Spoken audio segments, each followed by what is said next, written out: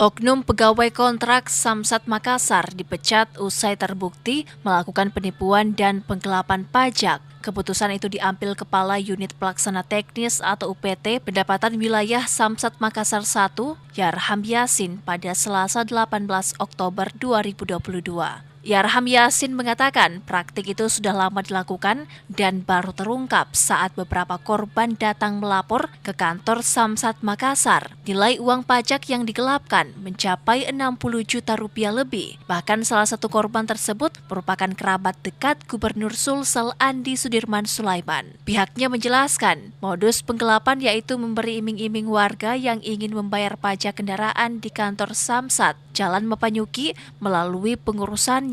Proses dijamin lebih cepat, namun pajak itu tidak disetorkan ke pemerintah. Yang diurus diambil pengurusan dari luar. Nah, waktu itu ada permasalahan yang bulan 2 kemarin, itu sebelum saya. Akhirnya saya suruh itu Pamdal semua di bawah untuk blokir itu alurnya Olia. Saya pindahkan dia dari pelayanan bawah, pindahkan ke lantai 3. Tetapi ternyata di luar kontrol kami, dia masih sering di luar ambil uangnya wajib pajak. Ini saya uruskan. Calo. Kantor ya.